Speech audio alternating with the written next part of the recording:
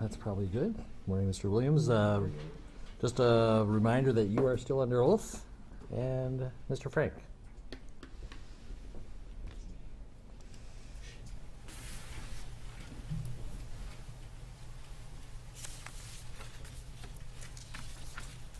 Morning again, Mr. Williams. Good morning, man.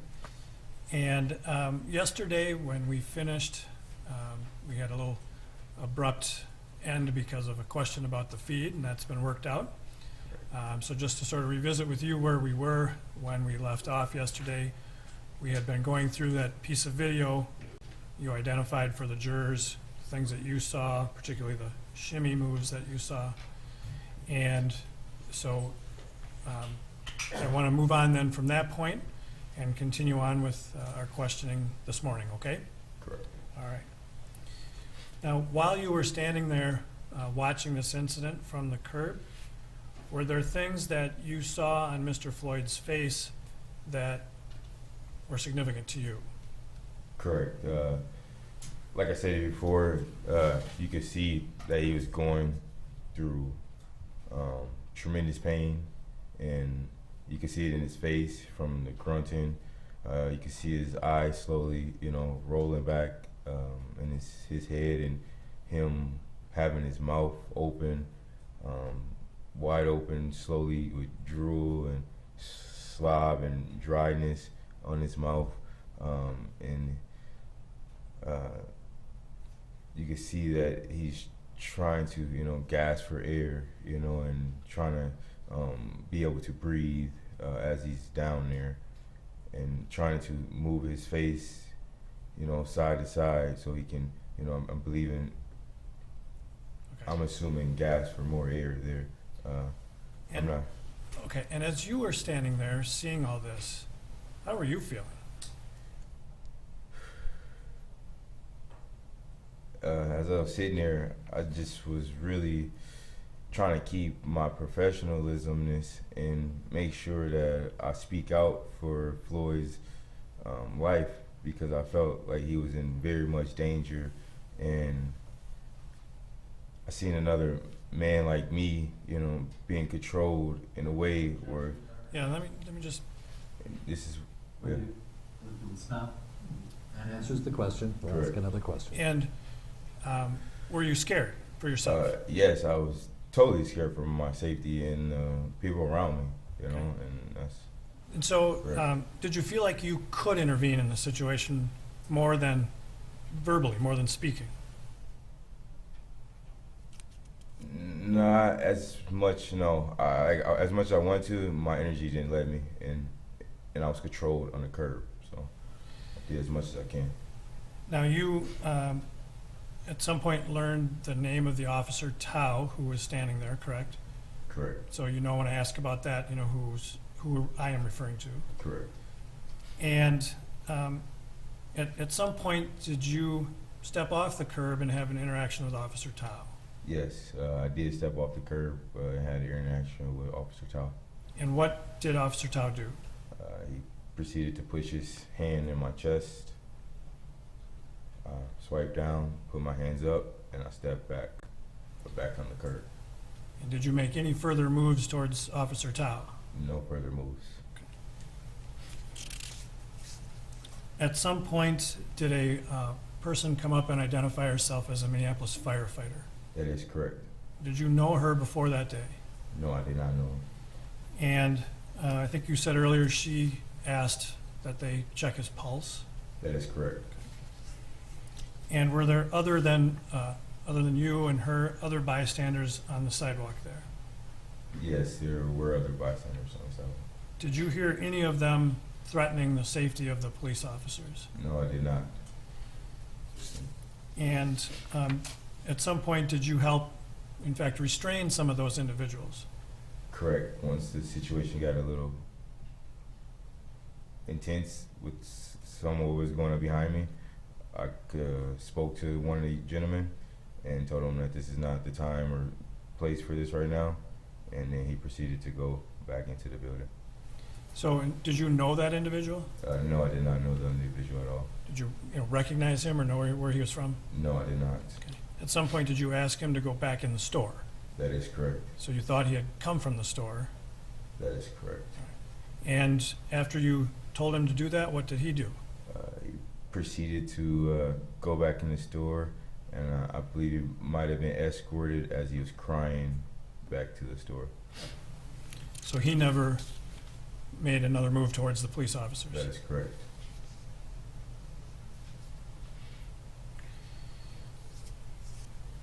Mr. Williams, the jury has heard some audio and video of this incident already when you were there, and you were using some pretty strong language. That is correct. You were raising your voice. That is correct. Why? Why for those, both of those?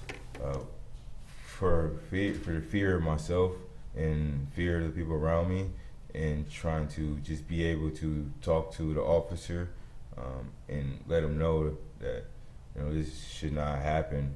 You know, just from being around different officers and working in that industry, I just never seen that, and I felt like I should speak on it, and I vocalized it.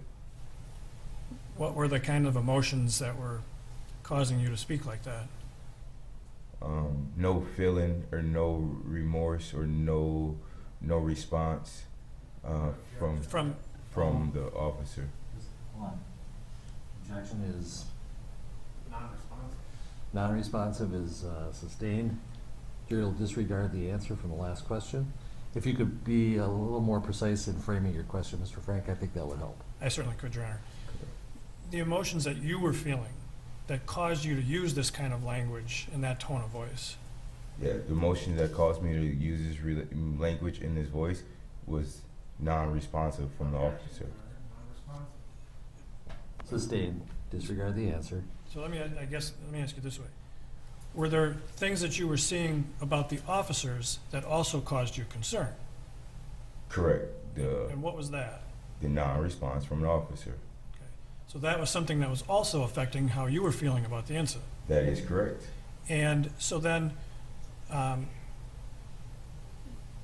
that led into part of why you were raising your voice and using the terms used. That is correct.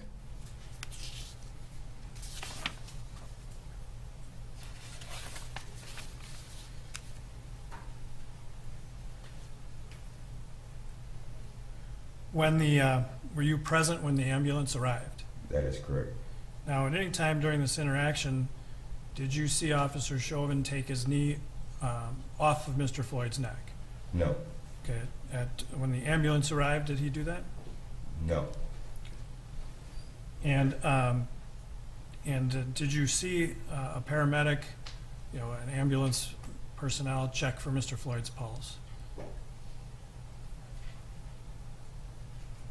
Repeat the question. Yep. When the paramedics arrived, did you continue to watch when the paramedics got out of the ambulance and checked on Mr. Floyd? Yes, I did watch. Did you see if they checked for Mr. Floyd's pulse? I believe that they were attempting to go check for the pulse, and the knee was he was still on top of him. Did he check the pulse? I cannot recollect. Like, I don't remember if he was able to even check his pulse, but I remember that. How did you answer there? It was responsive to that point. I think you've Next answered question. the question. Thank you. Now, when the paramedics loaded Mr. Floyd into the ambulance, were you still there at the scene? That is correct. All right. And after that happened, did you see what the officers did? Well, let me back you up a little bit. At some point, did you learn that there were more than those two officers at the scene? That is correct. When did you learn that? Once the ambulance have arrived, I did notice that there was more than one officer, more than two officers on the scene. And so where did you see, or how did you see these other officers? Once they started to load Mr. Floyd onto the straddle, to not to know the technical name of it, but they put him onto the little bed thing. The gurney or the stretcher? The gurney, correct. Yes, yeah. And then when they did that, you saw these other officers? Correct. Where had they been, or where did they come from? They were on the bottom side of Floyd or trying to get his feet on to the gurney, and yeah. Then you were able to see them? Correct. All right. And after Mr. Floyd was put into the ambulance and the ambulance left, did you stay at the scene for a little while? That is correct. Okay, so right after the ambulance left, did you see where the officers went? That is correct. Where did they go? They proceeded to cut to the other side, front of the store, which is 38th. Chicago's this way. So they proceeded to go towards 38th and proceed to go away from the scene. And were you still in that same emotional mindset? Yes, I was very lost at the moment, and I was very nervous and not knowing what to do. And yes. And did you, in fact, stay around at the scene for a little while? Yes, I did. Okay.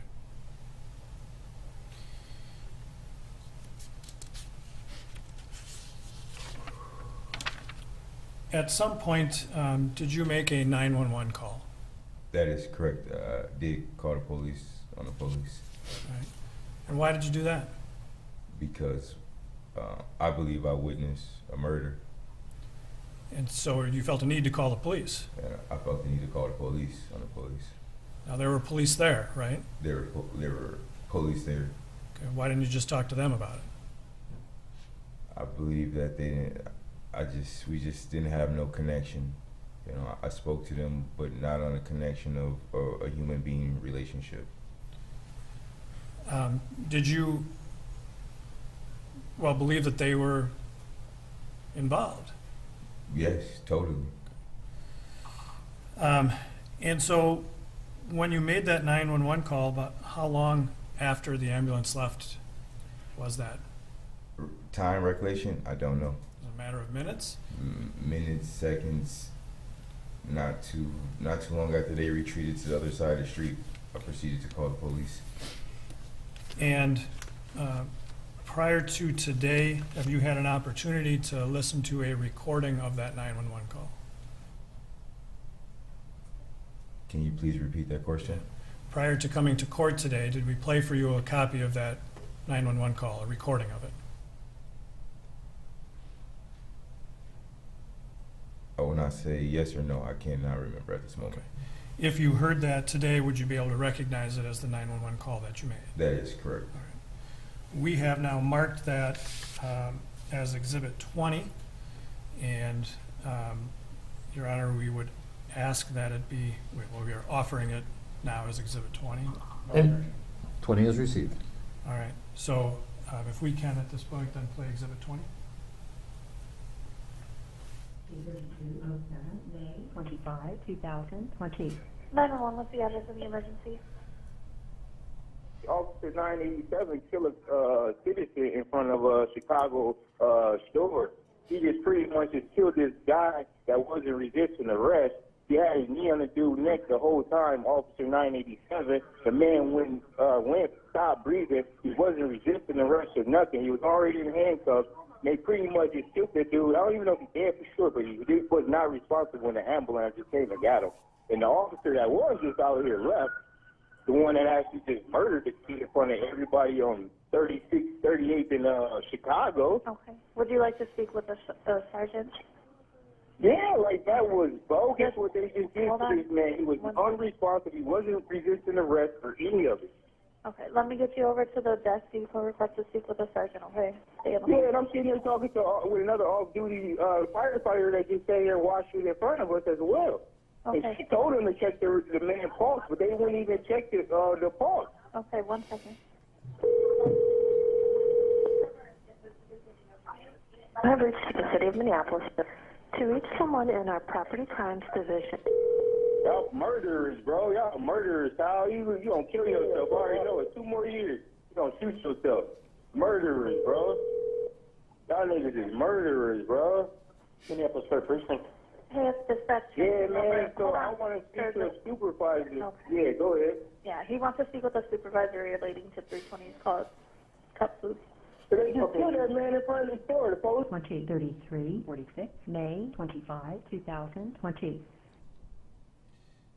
Is that then an accurate recording of the call you made? That is correct. And at the beginning, you referred to Officer 987. Where did you get that number from?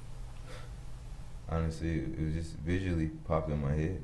Okay. Like, I looked at his badge, and that's what I read on his badge.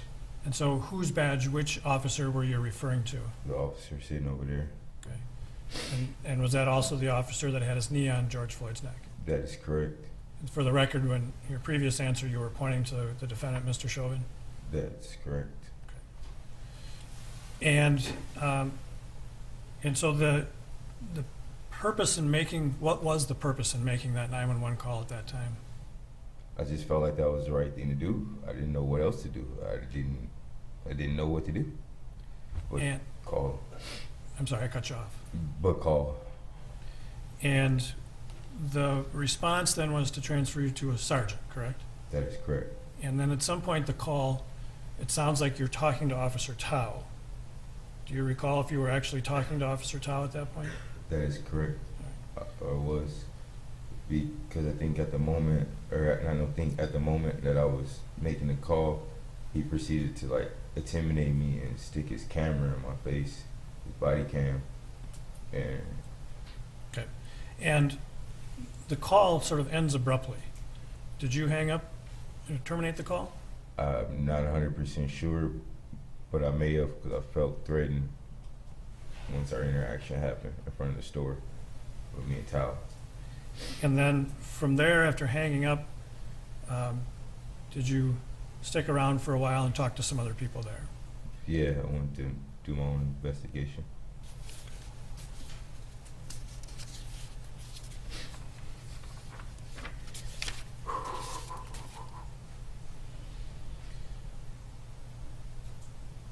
Your Honor, I have no further questions. Mr. Nelson?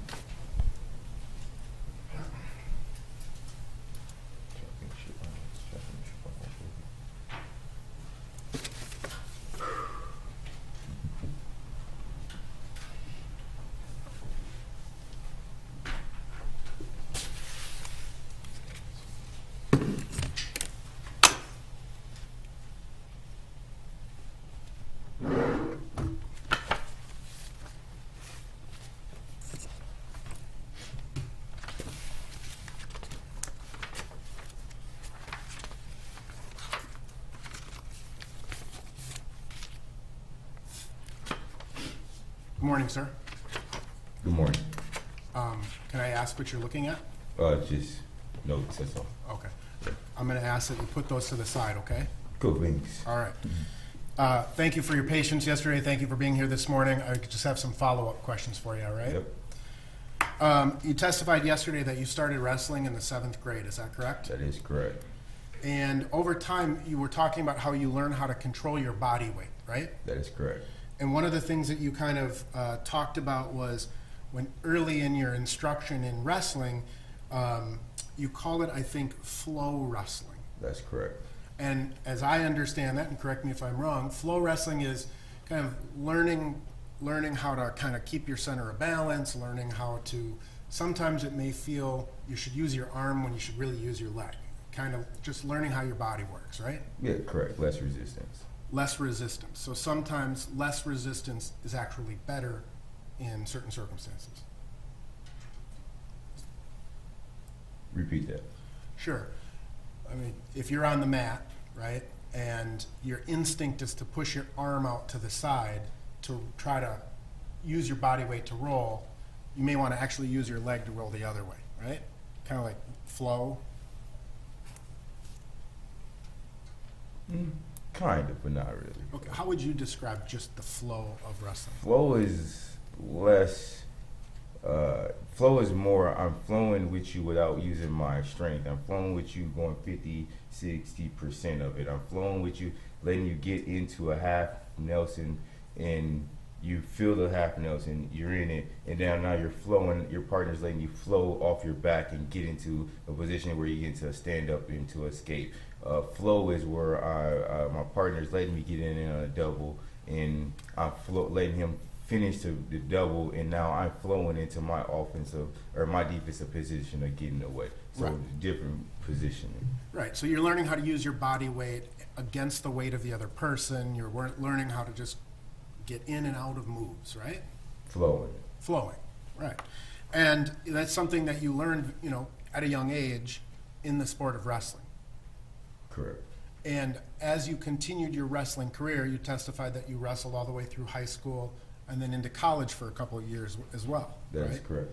And you would agree that wrestling is a sport, Wrestling's a lifestyle. okay? There are rules, there are points, there are referees. So there's a sport to wrestling, right?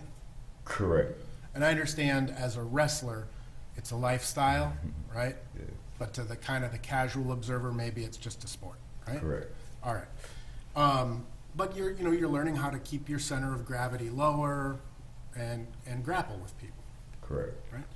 And then you testified that after you kind of got out of college or finished your career in college, that you started moving more towards the mixed martial arts, right? Correct. And so you were training in jiu-jitsu, I believe you said? That is correct. All right. And again, jiu-jitsu is a form of martial arts, right? Correct. Lots of forms of martial arts, right? Correct. Judo, karate, Krav Maga, these are all various forms of martial arts that you have some general familiarity with, right? Correct. But your training is specifically in jiu-jitsu, correct? No. I'm a martial artist. I train jiu-jitsu, Muay Thai, stick fighting. Like, I'm a martial artist. I don't just train jiu-jitsu. Okay. I train boxing, wrestling, all is put into one. So as a fighter, you're not just working on the ground game. You're working on your stand-up. You're working, your Muay Thai, your kickboxing, things like that. That's what a martial artist is. Okay. So you incorporate several forms of martial arts into what you study. That is correct. All right. And again, the notion of a chokehold is very common within the martial arts community, right? That is correct. Submissions. Submissions. And there are many forms, right? Correct. Like the triangle or the rear naked chokehold, all sorts of different types of chokeholds or submission holds that apply. That is correct. All right. And again, I understand that martial arts is a lifestyle, but there is a sport to it as well, right? That competitive side too. Yeah, sports. Right. Correct. And I'm just talking generally, I'm not talking about the MMA fighting yet, but just even as a martial artist, there are competitions with rules and referees and things of that nature. That right? is correct. All right. And whether you wrestle or you compete in the or in the martial arts, there are weight classes, right? That is correct. Well, yeah, that's correct. MMA has weight classes. Jiu-jitsu tournaments, there's open weights. So you win your weight division, you have a chance to wrestle in the open division, which usually if I'm competing in just a tournament, I'll do it in the open division, which is open weight. All right. So again, generally, like looking at your career as a wrestler, what weight did you wrestle at? I wrestle anywhere from 106 to 141 in college. Okay. And when you would competitively wrestle, you would wrestle with other people who were in that same weight class, right? Correct. And then in the martial arts, in the competitions for the martial arts, there are weight classes, but there's also this open weight class, right? That's correct for jiu-jitsu. In jiu-jitsu, and so you, as a 141-pound guy, may wrestle or may grapple with someone who's 180 pounds. Or 220, 210. Right. Never know. Or 100. Yeah. Right? Yep. I mean, okay. But then about 10 years ago, you testified that you started with mixed martial arts. Repeat that, please. I believe that you testified yesterday that about 10 years ago, you began training in mixed martial arts. Correct. Martial arts. Yep. Yeah, with like tennis. MMA. MMA, mixed martial arts. Yeah. All right. And maybe I'm confused, like, of your progression? So you go from wrestling to boxing to mixed martial arts? So I went from wrestling in college to training in a martial arts school, Okay. which covers martial arts. Okay. Muay Thai, jiu-jitsu, boxing, mixed martial arts, Okay. wrestling. And that's because there are some, I mean, again, there are some businesses or gyms that will train in a specific form of a martial art, right? Correct. You have some that just do box. You have boxing gyms. You have jiu-jitsu gyms. You have Muay Thai gyms. Or Krav Maga Or whatever. yeah, whatever, anything, stuff like that. You know, you have different specialty of martial arts for different schools. But some schools, one of the schools I was at, the Academy under Greg Nelson, he taught a variety of martial arts. It was a martial arts school. Okay. I'm understanding now that you went from the wrestling to the mixed martial arts, and about 10 years ago, was it that you started competing in a mixed martial arts? I started competing right away. I went from wrestling in college to being one of the top amateur fighters in the Midwest to finish, just growing as a martial artist. So I started, at a different gym before I got to the academy. I was a wrestler. I didn't know anything but wrestling, at the time. So I'd take people down and ground and pound. And then I switched to gyms and under Greg, and I learned more jiu-jitsu. I learned more kicking. I learned different elbows. I learned, different martial arts techniques, chokes, submissions, arm bars, things like that, spinning back fists, flying knees. I learned that. Right. Okay. When we talk about an MMA fight, Correct. right? All of those various methods of fighting are employed in those fights, right? Correct. So if I am a boxer and I'm in a boxing match, right? I can't kick you, for example. No. But if I'm in an MMA fight, I may punch you, I might kick you, I might choke you, short of biting, right? Correct. And the point of a mixed martial arts fight is to actually knock the person out, render him unconscious, right? That is correct. Control the cage, things like that. You referenced the cage match, right? Yeah. I mean, that's what we kind of think about when we think about mixed martial arts fights. You got cage fighting, which you see UFC, Bellator, LFA, all things like that, and then you have martial art tournaments where it's just strictly jiu-jitsu. You're in your gi. You have blue belts, black belts, white belts, purple belts. They all compete at a level. No striking, just all grappling. Then you have like the ones that are us in the cage. We do everything: punch, kick, all that stuff. Right. Yeah. And I believe, according to your professional record, because you had an amateur career, and then you had a professional career, right? Correct. And you had 11 professional fights? Possibly. I don't even know how many fights I technically had. So. Yeah. Well, you know the internet exists, right? Yeah. You know your statistics are saved. Yeah.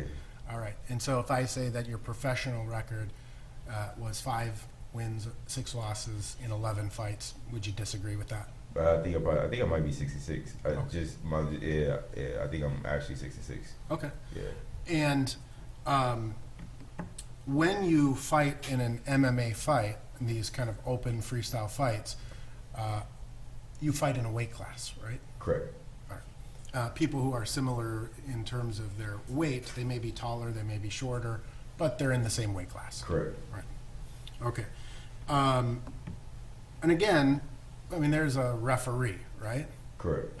And certain fights, when you get someone into a submission hold, the referee may come and lift up the person's arm to see if they're conscious or unconscious, right? That's correct. That's a way of determining whether or not the That's if fight they're is not moving. I mean, if they're not. That's if they're not moving. If they're not fighting and stuff like that. Yeah, the referee has to make sure that the person is conscious.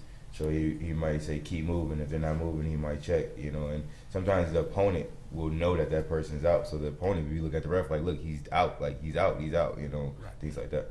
And sometimes you don't know that they're out, and that's why the ref comes and picks up the arm, right? Most opponents know when they put their person out. But it's possible, right? It's a yes or no question. It's possible. All right. How about that? As a part of your training in the mixed martial arts, you voluntarily submitted to being put into chokeholds, correct? At practice. At practice, right. And you also practiced these moves, right? That's correct. Putting rendering other people in practice unconscious. That's right? correct. And in your professional career, you are also, at times, have rendered people unconscious and been rendered unconscious yourself. Correct. Through one of these chokeholds. Correct. All right. Now, you described these chokeholds generally yesterday. These chokeholds, like you described an air choke and a blood choke. Correct. You remember your conversation about that yesterday? Yes, correct. All right. So when you use these forms of chokeholds, whether it's an air choke or a blood choke, they use those in various forms of martial arts, right? Like judo, Krav Maga. A chokehold is sort of across the board in terms of martial arts, Correct. with the exception of maybe the stick fighting, right? Correct. All right. And you testified that you, at your academy, you train with a lot of law enforcement officers, military people, and law enforcement from both state and federal levels, right? That is correct. And you said sometimes you don't even know that that's what they do, right? That's correct, depending on what level. And sometimes you get to know these guys because you're fighting with them, right? Yeah. You're training with them, and they tell you a little bit about their lives, right? Yeah, sometimes, I mean, we just build a brotherhood of the gym. You know, some people interact outside with personal life. Some people just interact in the gyms, you know, and build a relationship. So I see you on an everyday basis. Like at work, I go in, I see you every day, I interact with you there. Then I'm going to interact with you outside of work, you know? Right. And then Okay. there's some that I interact with outside of Okay. the gym. But I just want to make sure, you've never officially been invited to go to like the Minneapolis Police Academy to train law enforcement in the use of the force No. or the use of these chokeholds, No. and or any other police academy for that reason. No, I witnessed my sensei, Greg Nelson. I'm asking training. about you, sir. Have you ever officially been asked to train police officers specifically in the use of chokeholds? No, just witnessed it. Okay. Now, air chokes. You described air chokes yesterday. Air chokes are from the front, correct? Correct. And that's because what you're doing is you're actually cutting off the air, Correct. To the trachea. Correct. right? So you can render someone unconscious by coming from the front of the neck and cutting off their airway, which renders them unconscious.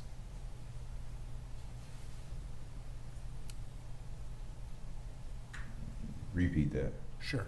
An air choke is a front choke, agreed? Yep. And what you're doing in an air choke is you're cutting off the air supply or the oxygen supply from the front of the neck, correct? Correct. And in doing so, you can render a person unconscious, correct? On an air choke, I'm not a medical person, so I won't answer that. Okay? On a blood choke, right, what you're doing is you're cutting off, and you described yesterday, the blood supply to the brain, right? Okay. Side choke. Correct. A side choke. And you described several different types of chokeholds, like the reverse or the rear naked chokehold, I think it's called, or the triangle. What you're doing is you're actually cutting off the blood supply to both sides of the neck in those. Repeat that.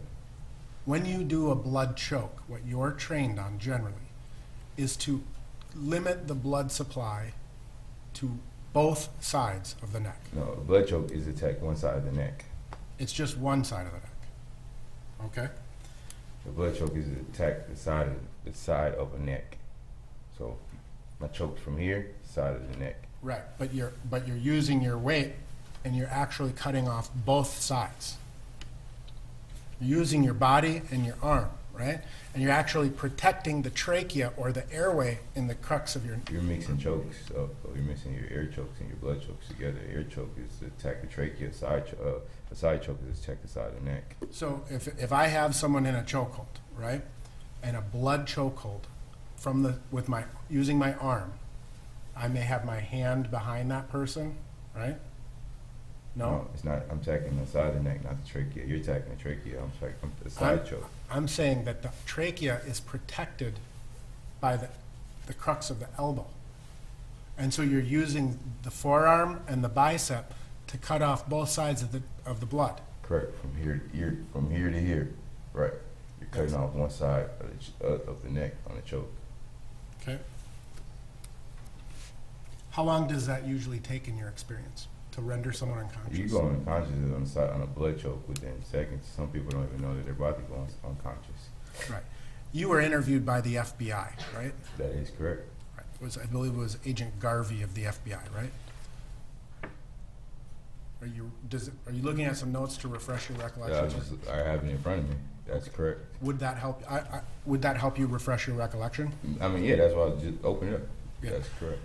It's kind of weird. We have rules in court. You have to testify from your memory, not your notes. But if you It's need not to, notes. I'm just the name is on the front of the page. what I'm saying is, if you need to refer to your whatever it is you have in front of you to help you refresh your recollection, we need to get permission from the court to do that. So it's a weird procedure that we I have don't to know do. his name, so I looked to see what his name was. Okay. Correct. Would it help you remember his or her name if you looked at your paper in front of you? That's correct because it's in the paper. Same paper. Your Honor, may he refer his notes? And Mr. Williams, refer to your notes silently, Correct. and once it's refreshed your memory, then close the notes back up and testify Correct. from your memory. Yeah, definitely. Mr. Johnson. Thank you.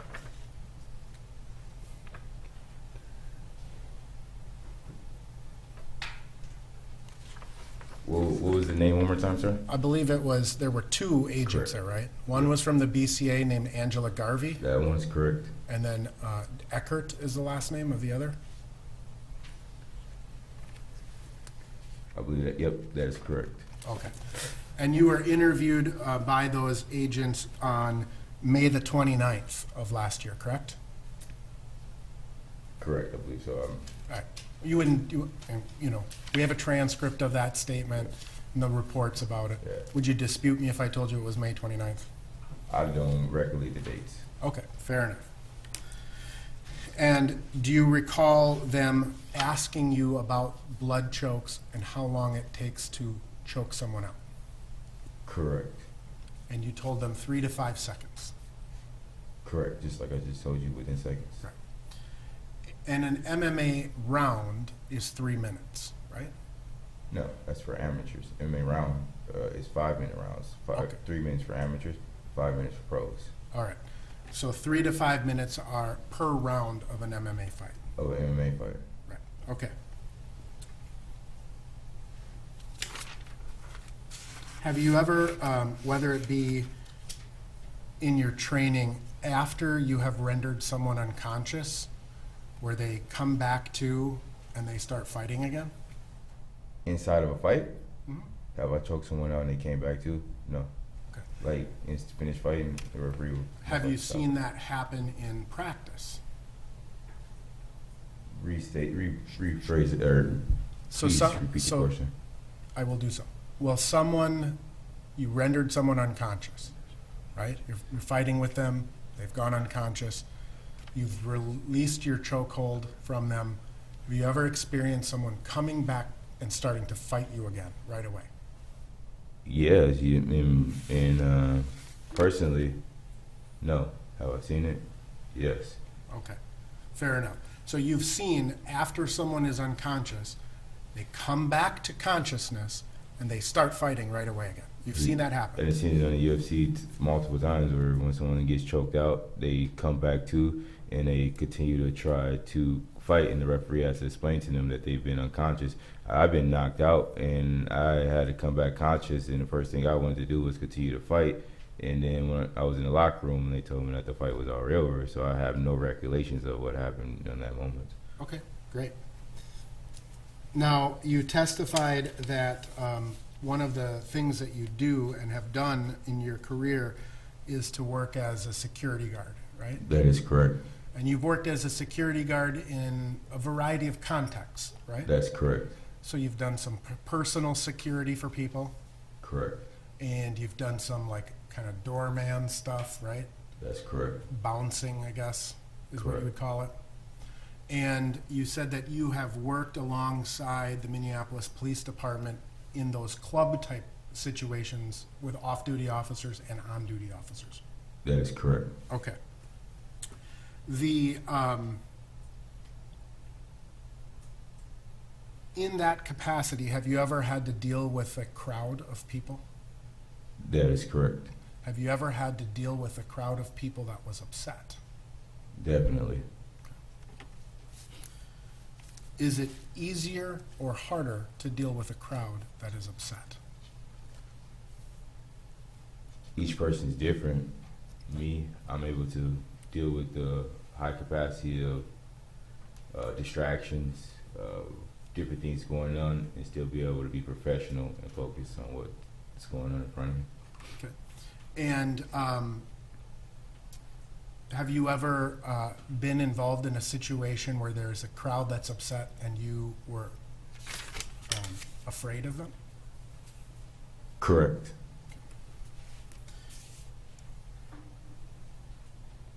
I'd like to direct your attention to the incident on May 25th of 2020 that you've testified about. You were shown an exhibit yesterday that shows that you arrived at the Cup Foods on the 38th Street side of Cup Foods at 8:23 and 12 seconds. Don't recollect the time, sir. Okay. Would you like me to show you that exhibit, or would you agree that that's probably correct? I can show you the Yes, exhibit. show me the All right.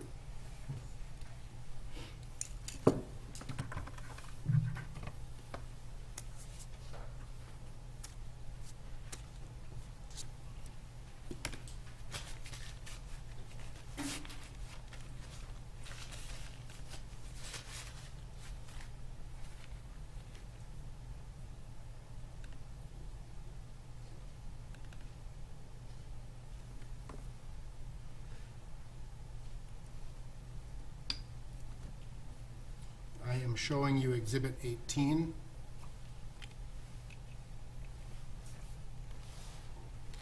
Yeah, you can see that? Yep, correct. This was already admitted into evidence yesterday.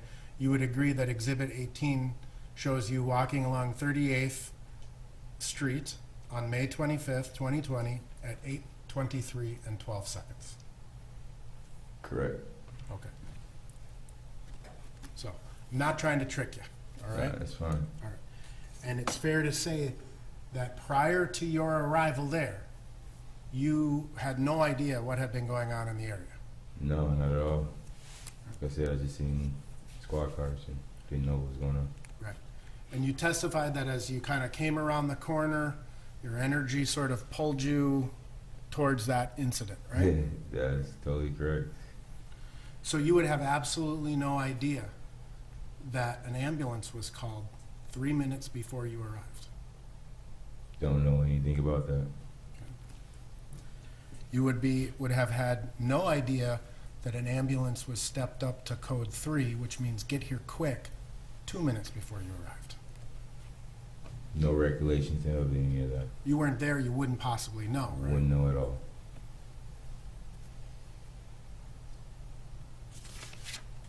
You testified that, kind of based on your experience as a security guard, your first inclination is to just sort of observe everything that's going on, right? Totally correct. And that's what you did. That's why I felt like I did correct. So it's fair to say that you had not observed any prior contact between the Minneapolis Police Department and Mr. Floyd. Only what I seen. You would have no idea that they had been dealing with him for 15 minutes prior to your arrival. Objection, Your Honor. Not mine. No, right? He can still answer that question? You can still answer that question. Oh, If you'd like me to state it again. repeat that question. Sure. You were not aware that the police had been dealing with Mr. Floyd for 15 minutes prior to your arrival. Not at all.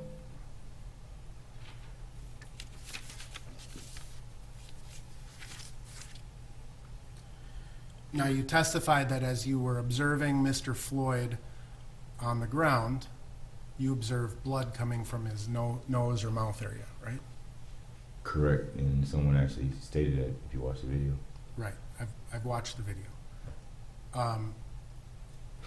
But you would not have been aware that 3 minutes prior to your arrival, an ambulance was called specifically because he was bleeding from the mouth. That had nothing to do with me, sir. But you made certain assumptions. What was your answer again? I didn't have nothing, recollections of that, nothing to do with me. Sometimes the court reporter can't hear, so that's the only reason for this. No, definitely, Your Honor, appreciate you, man. Okay. Yes, Mr. sir. Nelson. Thank you.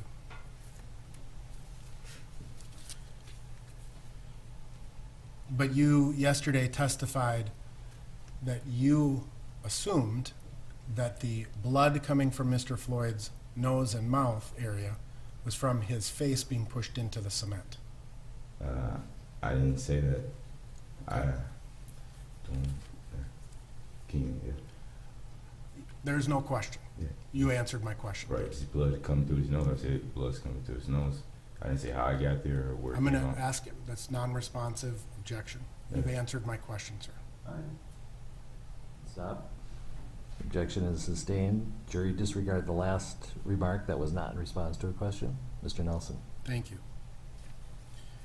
You testified that after the ambulance came, you saw 2 additional officers, right? Correct. And you, prior to that happening, had no idea that those 2 officers were back there, right? Correct.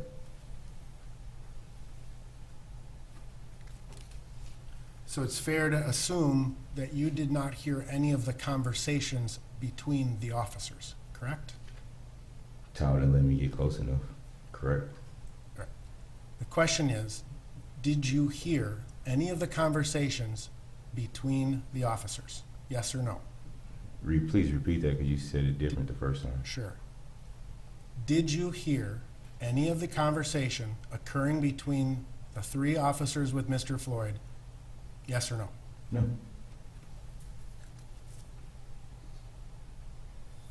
It's fair to say that as you were there, you grew angrier. Correct. You That's s- what you perceive. Pardon? I said, is that what you took from the video? Correct. As you were there and interacting with Officer Tao and Officer Chauvin, you grew more and more upset. Would you agree with that? Correct. You grew angry, right? I grew control and professionalism. Okay. Again, you made a statement to Agents Garvey and Eckert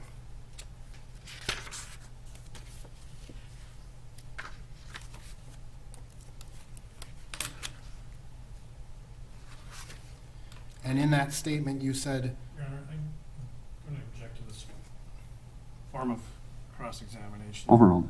Which one, Your Honor? Overruled.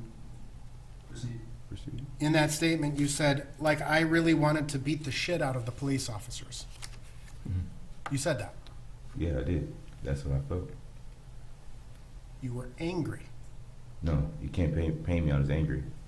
I was in a position where I had to be controlled, of control professionalism. I wasn't angry because I You stayed on the object curb. as non-responsive. Well, I'm objecting. Overruled. Overruled. Answer will stand. Next question. Thank you. You started calling them names. Yes? You heard that? Yeah, you heard the Right? video. You called him a tough guy, right? You watched the video. You call him a real man, right? You watched the video. Okay. You do have to answer the question yes or no based on what he's asking. I'm going to ask you that again, so your answers should be yes or no, okay? Yes, You called him a tough guy. I did. You called him a real man. I did. You called him such a man. I did. You called him bogus. I did. You called him a bum at least 13 times. That's what you counted in the video? That's what I counted. And that's what you got, 13. And that was early on, right? Those terms grew more and more angry. Would you agree with that? They grew more and more pleading for life. All right. After you called him a bum 13 times, you called him a fucking bum. That's what you heard? Did you say that? Is that what you heard? I'm asking you, sir. I'm pretty Did sure you I say did. that? You heard that. I'm pretty sure you did. You call him a fucking pussy-ass bitch. If that's what you heard, I'm sure that's I'm what I did. asking you, did you say that? If that's what the video recorded, that's what I did. You called him a bitch. If that's the video you heard from the video, It's that's a what I yes or did. no, sir. If that's what was heard on the video, yes, I did. And at one point, you said that Officer Tao pushed you. That's correct. He didn't. He put his hand in my chest, is what I said. And you observed Officer Tao push someone else, right? Or feel like he pushed someone else. I didn't let him touch anyone else. Do you recall saying, "I dare you to touch me like that. I swear I'll slap the fuck out of both of you"? Yeah, I did. I meant it. So again, sir, it's fair to say that you grew angrier and angrier. No, I grew professional and professional, and I stayed in my body. You can't paint me out to be angry. You were not standing, you were walking around, right? Correct. Control. And at times, you would go forward towards where Officer Chauvin was, right? Correct. And at times, you'd walk to the side, correct? Well, I didn't really get too close to Officer Chauvin, actually. Tao did not allow me to get all close to Officer Chauvin. You So, attempted to walk closer I stepped off the curb and I stepped back on the curb. because Officer Tao didn't permit you to go forward. He said, step back on the curb.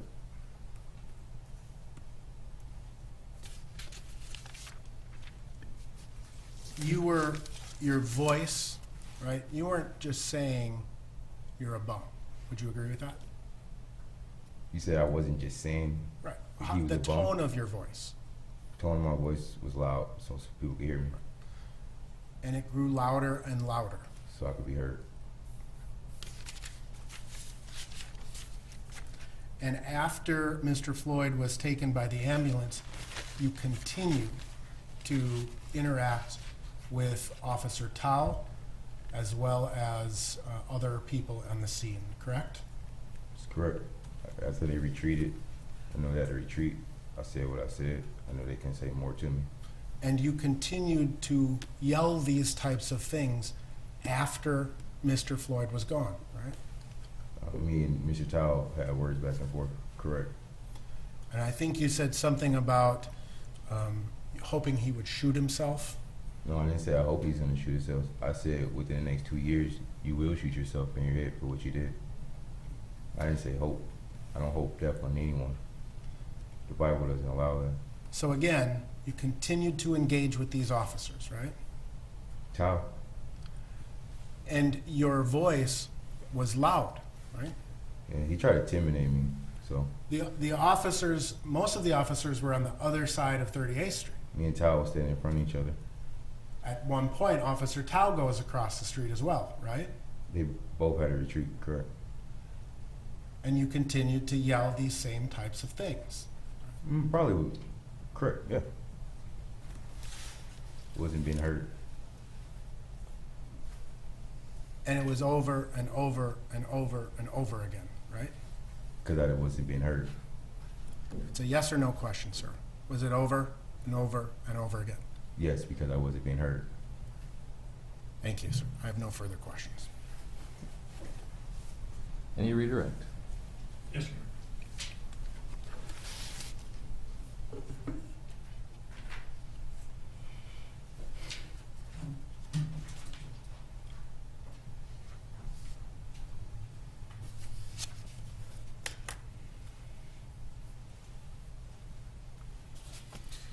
Thank you, Mr.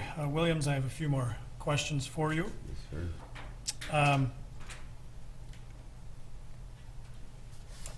In MMA fighting, do you ever have a situation where your opponent is handcuffed behind the back? Never. Do you ever have a situation in MMA where there are 3 people fighting against 1? Never. And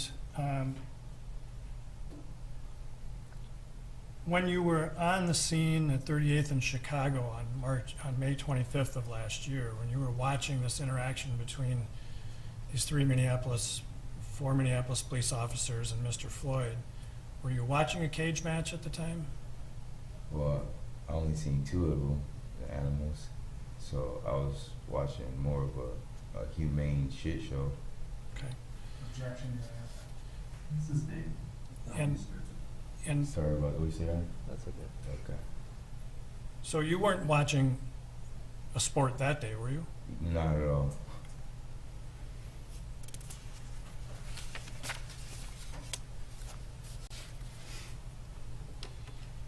Mr. Nelson asked you a couple times about this kind of blood choke around the throat. Are you, based on your training and your experience doing this yourself, can you apply a blood choke to one side of the neck? Correct. And is that done in mixed martial arts? That is done. Correct. So whether Mr. Nelson wants to ask you about doing it on both sides of the neck, you've seen it done on one side of the neck. Correct. All right. And when you were on the street there at 38th and Chicago on May 25th of last year, watching Mr. Chauvin and Mr. Floyd, was it that kind of blood choke you thought you were seeing on one side of the neck? Objection, That is correct.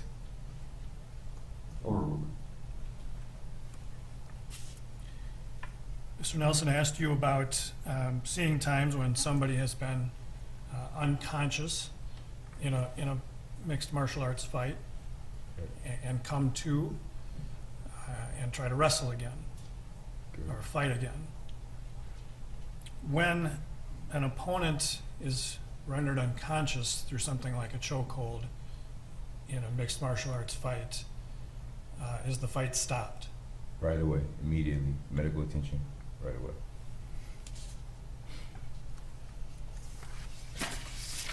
Mr. Nelson asked you about dealing with crowds that are upset in your experience as a security guard. When you're dealing with a crowd that is upset, are there ways to try and de-escalate the situation without using force? That is correct. Like what kinds of things can you do?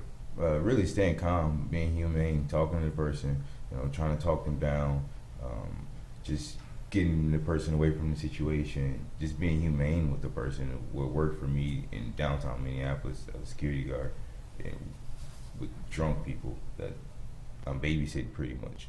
Like I have to come to and try to figure out a way how to solve this problem without putting physical force to them unless they are trying to physically enforce on me. So while you were on the street there on 38th in Chicago on May 25th of last year and watching Mr. Chauvin hold Mr. Floyd down, did you see Officer Tao try to de-escalate that situation at all with the crowd? objection, sustained. Well, based on your training and experience as a security guard and your testimony just now about ways to de-escalate the situation, did you see Tao doing anything like that while you were there on that scene? Same objection. Sustained. Sidebar.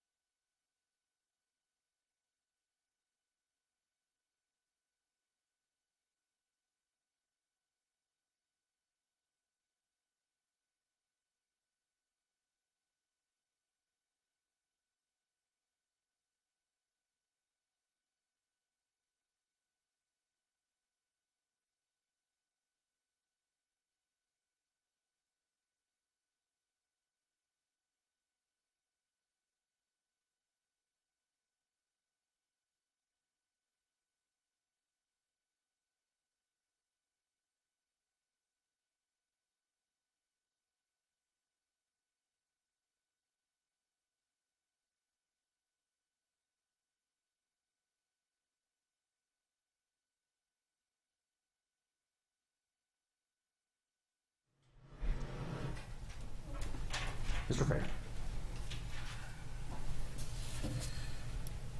When you're dealing with a crowd as a security guard, Objection.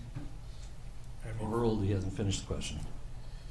and you have, as Mr. Nelson described them, a crowd that's upset, would it help in your situation as a security guard to have other security guards present? Yes, it does. More presence, the better. Move on, Mr. Frank.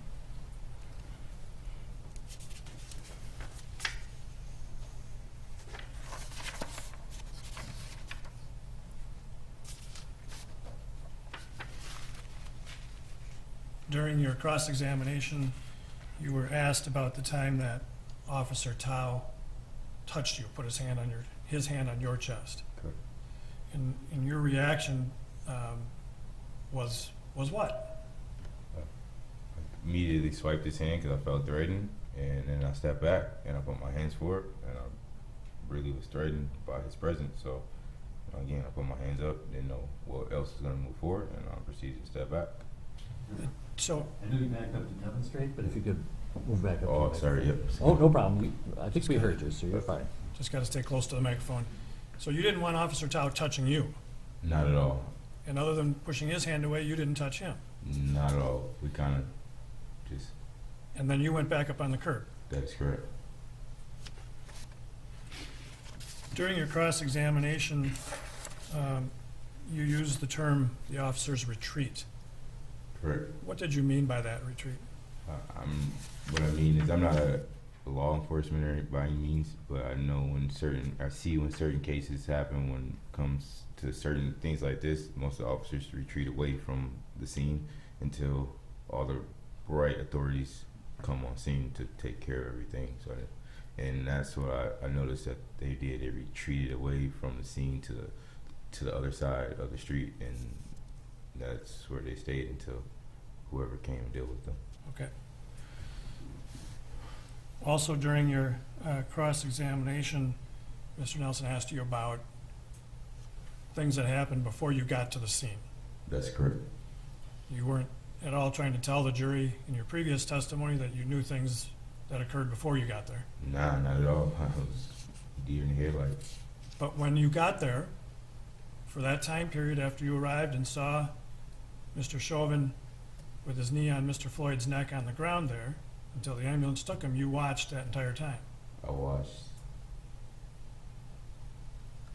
Yeah, I watched everything. And so during that time that you were watching, did you see anything that you thought justified holding Mr. Floyd down that way? No, at all. Sustained. Answer is stricken. Did you see Mr. Floyd fighting back to the officers? No. Did you see whether Mr. Floyd lost consciousness while you were there watching? Correct. Ask the answer. Your Honor, Yep. No argument on objections. I'll ask for sidebar if I want objection, or if I want argument. The objection is overruled. You may proceed. Ask the question again so Mr. Williams knows what it is. while you were there watching, was there a time when you saw Mr. Floyd lose consciousness? That is correct.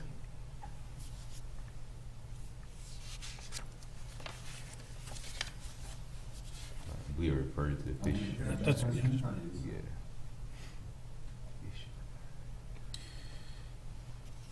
you were asked multiple times about being angry That's correct. and more upset as time went on. Correct. So why? Why did you get angry and more upset as time went on? Because again, they were not listening to anything that I was telling them. I felt like I had to speak out for Floyd because he was speaking out to the officer, and there was no feedback, no emotion, no nothing. Like I literally looked in his eyes and had, as I'm talking to What, him. I mean, I'll just Yeah. stop you there. We're gonna stop the answer there. Next question. What did you think was happening to Mr. Floyd? He was under distress. That answer will stand, but move on from that. You felt he was in danger? Correct. In danger of what? Objection, Your Honor. Counsel sidebar.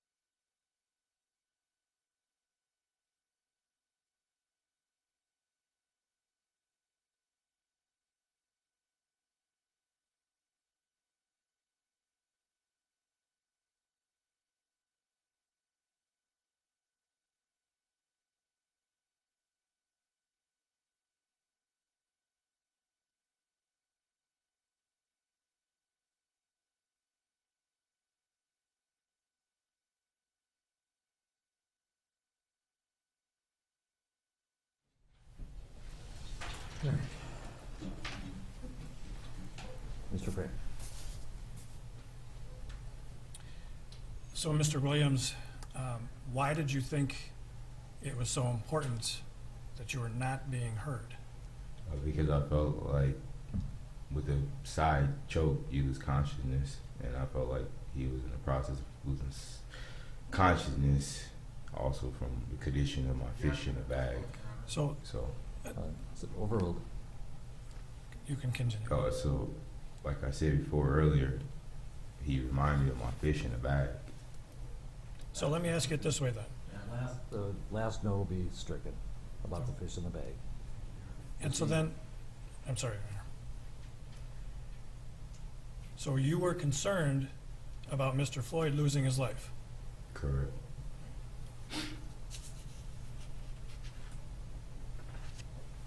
I have nothing further, Your Honor. And you recross.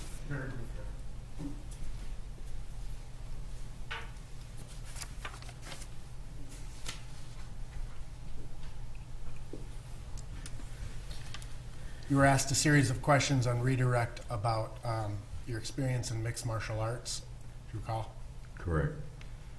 Can you tell me about any of the conversations that you had as you were being rendered unconscious in any of your fights? Your Honor, I'm going to object. You're saying.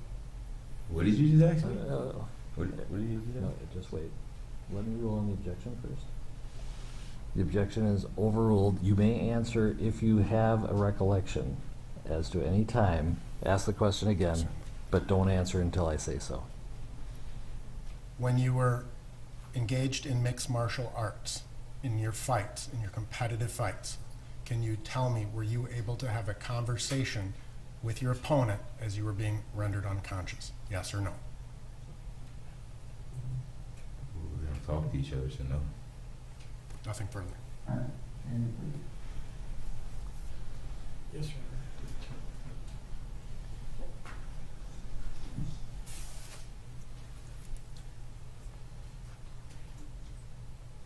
You said earlier you're not a medical doctor. That's totally correct. If Mr. Nelson is asking you whether a person can... Objection, Your Honor. Stop. You're not allowed to give a medical opinion. Mr. Frank is going to ask you about your personal experience. If you have such a personal experience, you can talk about your personal experience. Nothing more. Mr. Frank, please phrase it in terms of his personal experience, not an opinion. I will, Your Honor. In a mixed martial arts fight, when you are being rendered unconscious in a chokehold, you tap out, correct? Correct. And that's to prevent it from going too far. Correct, losing consciousness. And the tap out is the communication you use to your opponent to say, hey, let up. That is correct. And your opponent has to follow that communication. That's correct. That's the rules of the fight. That's the rules of the fight. And so when you tap out, they know it's done and it stops. Correct. And only time you go verbally. That's an answer to the question, right? I have nothing further, Your Honor. Any further recross? Thank you. Mr. Williams, you are excused. Thank you.